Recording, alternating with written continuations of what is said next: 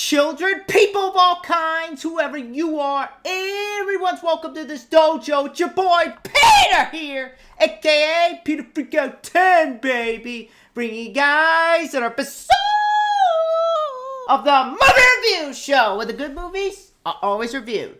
Alright, back in our movie review. Now, on today's episode, we're venturing into a territory that I never thought about. Roman mythology. This is a category that I never thought I would ever be reviewing, and this film has it at the core of its story. And it's just never been a subject that I was interested in. Thus why I don't really talk about these types of films that touch upon this category. So, you may be wondering, why am I covering this? Well, it has a lot to do with the people involved. Like I said in my Shanghai Noon review, when you have anybody involved with a film, regardless of what the film is going for, it's gonna catch my eye, and I'm gonna check it out. And that so happened with this film. And what film is that, you may be asking? That film is none other than Gladiator. But is it a fight worth taking a trip to the arena for? Well, grab your swords, your helmets, and food for the tigers as we talk Gladiator. Now, Gladiator, this is a film made in the year 2000, and it's directed by Ridley Scott. Now, Ridley Scott is someone whose filmography is no stranger to film fans, being that he directed Alien, Blade Runner, Legend, Black Rain, Thelma and Louise, and before this, he had directed G.I. Jane. I know he's at work on the sequel to Silence of the Lambs, Hannibal, which is another reason why I wanted to check this out, to kind of see if he still has his filmmaking touch. He's also directing Black Hawk Down. But the story of Gladiator and how it got made requires some time traveling. So let's hop into the time machine to see where the concept originated in. The year 1972. And it all started when David Franzoni, who would go on to write Jumping Jack Flash and Citizen Cohen, was traveling on motorcycle in Europe, where he noticed everywhere he went there was an arena, and began to think about how big of a sport it was. He was also greatly inspired by the 1958 Daniel P. Mannix novel, Those About to Die. At the time, though, this idea never went anywhere, and he basically ended up sitting on it. Fast forward 25 years later, and David found himself working with Spielberg and DreamWorks on Amistad. DreamWorks was impressed with how David worked with Spielberg on that film and gave him a 2-picture deal. He was thinking about what his first film should be there and remembered his trip and pitched the idea to Spielberg of Gladiator and liked it so much that he should get into writing it. When writing the script, David actually did some research, with the original intention being to make the story centered on Commodus, which made it into the final film, but the original intention was to make the main character Narcissus, a wrestler who in real life strangled Commodus to death. Drawing influence from One Flew Over the Cuckoo's Nest, La Dolce Vita, and The Conformist, it was also there when writing that he came up with the idea of the character of Maximus, drawing influence from Narcissus, as well as various Roman figures. Word got around DreamWorks about what he was writing, and it caught the attention of Walter F. Parks, producer of Project X and Men in Black, and on the executive producer side was that role on Small Soldiers and The Mask of Zorro, along with Douglas Wick, who the year before this had produced Stuart Little and is at work producing the upcoming Hollow Man. They had gotten word on the script and decided to jump on board, and with their role, there was only one person they had in mind to direct the film, that being Ridley Scott, who they got him to sign on in the weirdest way possible by showing him Polisi Verso, and he was so captivated by the beauty of the painting that he jumped at the chance to direct. Once he was on board, David was still writing the script, and while Ridley liked what he came up with, he felt the dialogue needed a lot of spicing up. Seeing the potential for improvement, Ridley called upon John Logan, who had before this written Bats and Any Given Sunday, to rework the script. Now let that sink in. This man wrote Bats, a horror movie about killer bats, and would write this. That's quite the leap. But with the rewrites, they helped flesh out the character into what he is now, as well as give the character a sense of drive to show where his need for revenge comes from.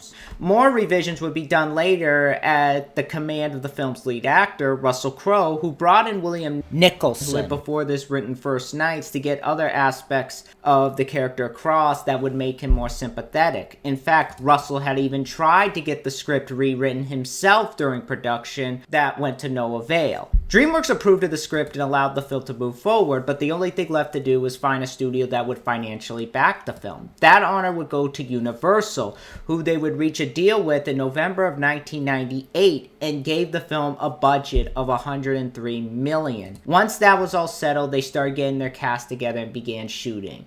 The movie was shot in areas of England, with the opening being set in a wooded area that Ridley himself had requested to have burnt down for the scene, as they were planning to have it removed, with other scenes being shot in Morocco, and for the Colosseum moments, they had it shot in Malta, where they actually built a 1/3 replica of it, with the rest being worked on digitally. That would also be worked into the more action-heavy moments. There was still an emphasis on practical stunts, though, as Russell had sustained injuries during the shooting, which isn't surprising since Ridley went all out with some of the ideas and employed real-life animals in some scenes, those being tigers to use during scenes, while also using puppetry. Shooting lasted till May 1999, and while not much was done in terms of marketing, the only thing they had for the film was a Super Bowl ad. But I don't think they realized how big of a hit that this film would be, because the film was released on May 5th, 2000. It was a surprise hit for the company, opening to #1 at the box office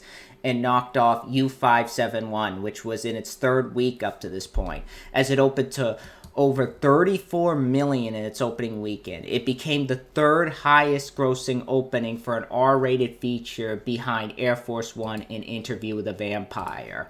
And it stayed at the #1 spot for 2 weeks, even beating out Battlefield Earth, which I will say, judging by what I've heard about that film, and I will review it, I'd probably say it's for the best. Let's be honest. Eventually fell to the third place with the release of Disney's Dinosaur, and by June, it has made over $160 million.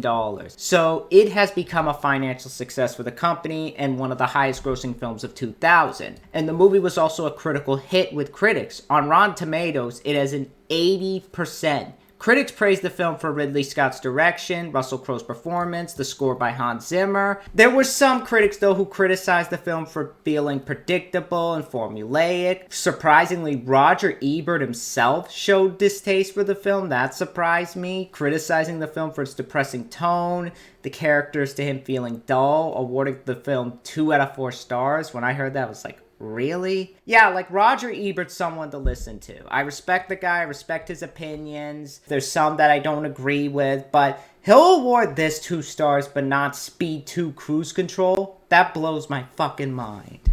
But he's mostly in the minority, though, and the ones who don't like the film, as on the audience side it's an 87%, and IMDb it as an 8.5 out of 10. Now, like I said, this is one of those films I didn't think I would be seeing. I'm not a history nut, and when I heard about this film being made, I honestly had no intention of seeing it. I thought it was just going to be a period piece drama, which is stupidity on my end, and I think it's because when I saw the cover, it just kind of gave me that assumption. That was just me, though, at the time.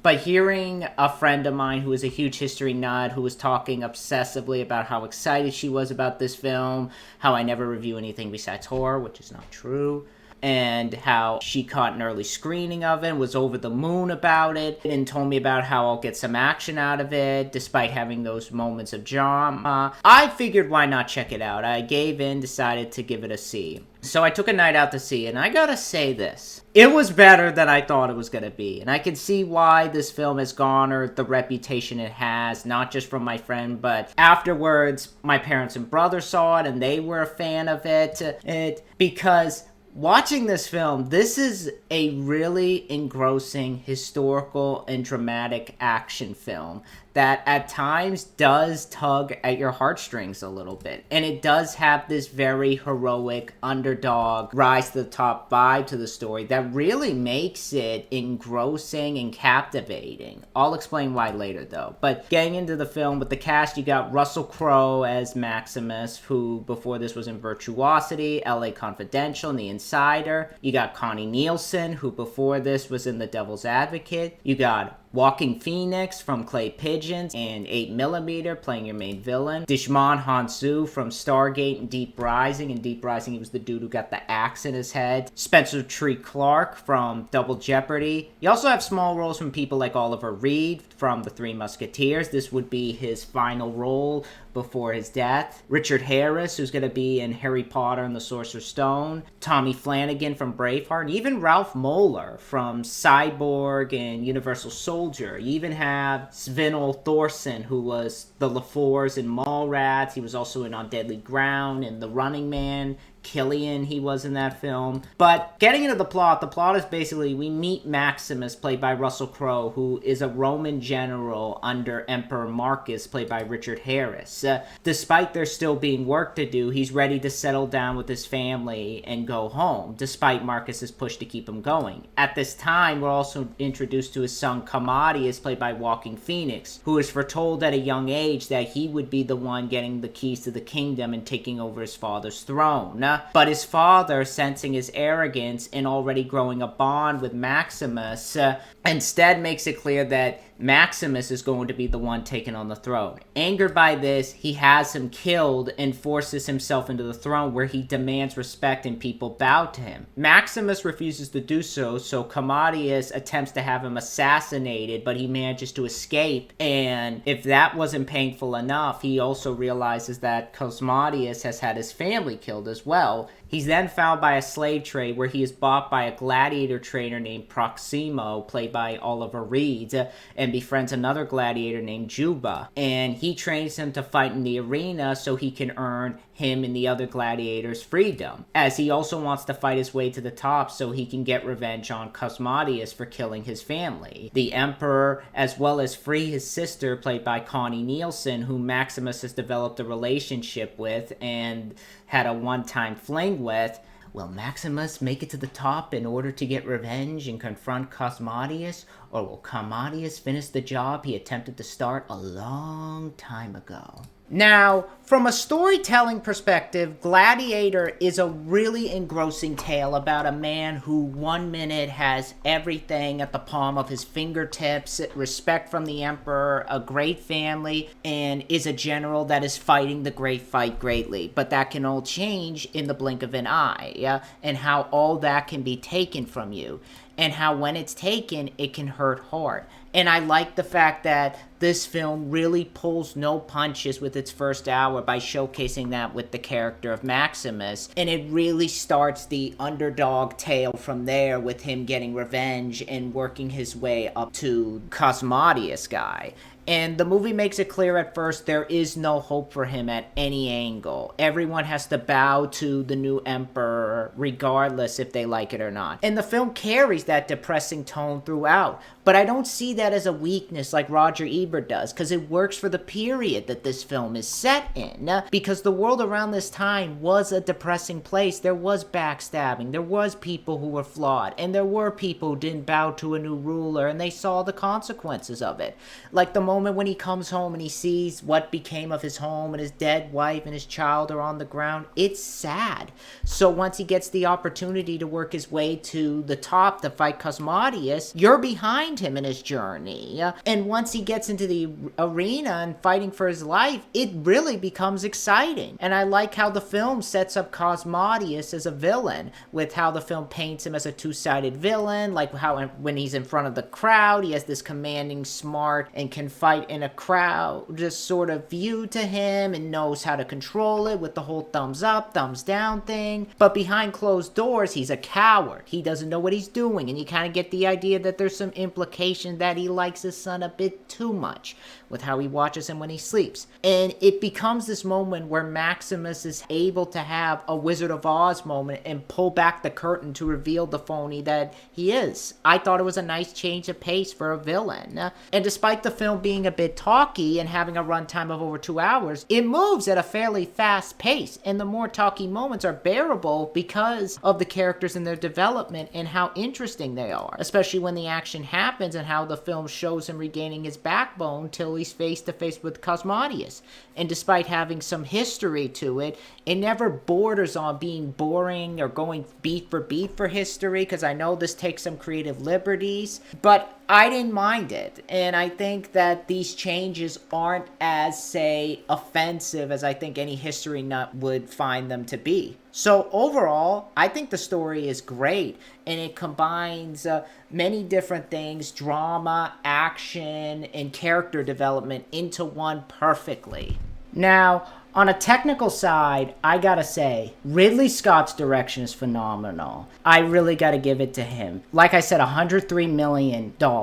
It's on the screen. It's a beautiful looking film with some beautifully shot scenes. I think he understands the size and scope of the story that is emphasized through his shots of the land, the battles, and the scale of some of these shots. The sets look great. I appreciate them using a lot of real-world sets and taking the time to build some sets, so you have real people fighting in real works of art. It's not on a stage or a green screen. The little bits that are there on a stage, they hide it well, because with films like this, there's definitely going to be some moments where they will shoot on a stage, but it's not completely reliant on that. It's not completely reliant on the green screen. And I think he gets a lot out of the actors and working in the locations that particular scenes take place in, and getting some nice shots of the battles, like the opening war with Maximus fighting the barbarians, and just how he gets across the violence and the sense of danger in the war with these shots.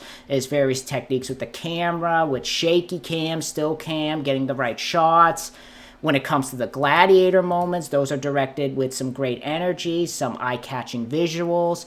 And I appreciate the actors really putting themselves in these environments, with some of them getting hurt. Russell especially got hurt making this film. So really got to give it to them there. And it's crazy to think that Ridley used real tigers for the scenes in the arena and nobody was harmed. And just how the sword fighting was done with the close-up shots, the shots of the blades hitting each other. It's a violent film. That's what surprised me in those moments too. This is a violent, bloody-ass film. There's stabbings, decapitations, fist fighting in the arena. So it doesn't play it safe. And utilizes the R rating to a T. And it's easy to see a lot of energy went into those moments. And I really respect Ridley for going out there and making it look as real as possible. Accompanying those moments is a great score by Hans Zimmer, who is a god among the composing community. His score really goes great with the emotions expected of particular scenes, and the more action-heavy moments, there's a great bombastic side to them that fits the action-heavy moments. The ending score especially was music to my ears. I walked away just in awe at what I was hearing. So I gotta give it to Hans Zimmer, who's already had my respect thanks to Prince of Egypt. So on a technical side, I gotta give it to Ridley and his team for really going out there and making this film and delivering a stunningly made film. But none of this would work so well if it wasn't for the great cast at the film's disposal. Russell Crowe does a great job getting into the character of Maximus, giving him this wounded warrior side to him as he slowly starts to gain back the willpower to fight for his dead wife and child. I think he works great with the dramatic aspects of the script and getting into the physicality of the role when the action sequences come about, especially in the arena battles. I know they had people in mind like Antonio Banderas, Tom Cruise, and even Mel Gibson. Antonio Banderas I can't see, neither can I see Tom Cruise. Mel Gibson I can see wanting to do a film like this, considering his work on Braveheart. But I'm glad they went with Russell, who really showed what he could do with material like this. I'll see if The Patriot was worth turning away next month. Joaquin Phoenix does a great job as the villain. I know some people kind of feel like he's over the top and silly. I didn't feel that. It kind of goes with the selfishness of his character and the cowardice side that the script wanted him to get across. I thought he delivered that well. He already impressed me with 8mm, so it was interesting to see him evolve into this sort of film. And the two sides of his character that the audience sees, the one in the Colosseum and the one behind closed doors, is delivered splendidly, especially in his scenes with Connie Nielsen and how hateful he is to her and how just demanding towards her he is. You really hate his guts and want him to fall. I also thought he had great tension with Russell Crowe and the scenes together. You really buy the two hate each other, and that tension cuts like a knife in their scenes together. So he did a great job. Connie Nielsen does a great job playing a good-hearted sister that you feel bad for, being that she has to deal with her brother going mad with power, and despite trying to rein him in, he keeps pushing back against her, and at times does become abusive to her. So you feel for her in her situation she's in, and obviously she's not going to be a fighter, but she did the kind of sit back and just, because I don't want to call her a damsel in distress, because she's not. She's not in any kind of danger. She's just a servant to him. She did that sort of slave-like side to her really well. And she's worried about the fate that Maximus received happening to her. And I think she delivers that helpless side in the right way. And I think she has good chemistry with Russell Crowe. I do wish there was more scenes between the two. I mean, they're done well, the moments that they have, but I do wish that they built up the romance a bit more. But their performances are good for the few scenes they're in. Oliver Reed does a great job being the one who gives him the motivation to fight for the group and claim their freedom. Very sad that he died during the making of this film, but I think he went out with a last great performance. Djimon Hounsou as Judah, who is another gladiator that befriends Maximus. He does really good too. You buy this friendship that the two share, so much so that now because you like him, you want to see him fight for him too. Besides that, other actors, you got Richard Harris as Emperor Marcus. Always nice to see Richard Harris in a film. He does a great job playing a fatherly figure to Maximus, who you feel bad for when he dies. Ralph Moeller is this guy, Hagen, who he fights in the arena. He does well for what he's given. Svinel Thorson is another gladiator that tries to kill Maximus. Those are like the main players. The other actors are just background actors. But so there's some 80s movie figures of this film. But overall, it's got solid acting in there, and I would be surprised if any of these people weren't nominated or won an Oscar. I'll check more on that later, because the acting is great.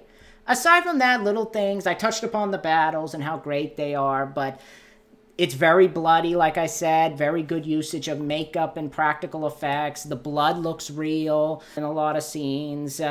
Good usage of practical fighting, fisticuffs, and great usage of horsebacks in a lot of scenes. So it's not CGI, not done on a green screen. When the CGI and green screen are there, it's not heavily relied upon. It's used to enhance a scene. So I appreciate Ridley Scott not conforming to CGI and making that replacement. But yeah, overall, this is a really great movie that definitely deserves its place in the Cinema Hall of Fame. It has its flaws. I touched upon a few, one of them earlier, that being the chemistry between Connie Nielsen and Russell could have been explored a bit more. But another thing I don't like, I feel the final battle's a bit underwhelming. This is something that my friend Mike went on in his review about, and I agree. I understand what they were going for, but I don't feel it was executed the right way. Because he said this in his review, feels like it's building up to a battle that's supposed to be bigger than it actually is, and it doesn't live up to that at all. Because it's a very short battle. And I understand it's supposed to show the mask slipping for Commodus, that he's not the ruler everyone thinks he is. But how quick and just bland it is. It really sticks out from the rest of the film, including the other arena battles. And I feel could have been done a lot more exciting and had a little more challenge between the two. In a way that Commodus thinks he beats him and Maxim uses that to his advantage. There's none of that here. I really wish they went that route, or at least made it a bit more exciting, because it's just this fight in arena where it feels very rushed. I don't know if they were running out of time and money and they had to shoot the scene as quick as they could, because that scene, it just feels very rushed and haphazardly put together. But besides that, after that, the film does end on a high note, and it does get the film the respect it deserves from me. Besides that, though, bottom line, regardless if you're a fan of history or not, Gladiator is an eye-catching spectacle that will have you glued to the screen beginning to end. If you're into movies like Braveheart, I highly recommend you see Gladiator. It's deserving of the love and praise it has gotten. It's quite honestly, I think, one of Ridley Scott's best films. I dare say I think it's up there with Alien. And it makes me excited to see how he handles Hannibal. We'll see that in the future. But for the final rating, my final rating for Gladiator is a 9.4 out of 10. And it deserves it. It therefore gets the Alexandra seal of approval. Definitely a great ride for anybody who's into any of the things that I talked about. There's always something there for someone. Even for someone who's not into history, you're going to get a great deal out of the character development, the world that Ridley created, and just the action and spectacle is enough to draw anybody in who's not into that sort of stuff. So, yeah. That's my review for Gladiator. And next time, I will be doing a review of Disney's Dinosaur. And just a couple days ago, I actually beat Soldier of Fortune. So I'm going to have a review for that soon. I just got to put up the last couple of parts, so be on the lookout for that. And I also have a review coming of Road Trip. And I'm still working on the Mission Impossible review, because I did see Mission Impossible 2. You guys will be getting my thoughts on that. You may disagree with me on my thoughts on Mission Impossible 2, because I know despite the cash rolling in, there's some people there who have their thoughts on it. But you guys will see that coming later. But for right now, I will see you guys later. Let me know in the comments below what you guys think of Gladiator. What's your favorite Ridley Scott movie? Is this him at his finest? I'd love to know that in the comments below. Be sure to rate, comment, and subscribe, and I'll see you guys next time. Bye.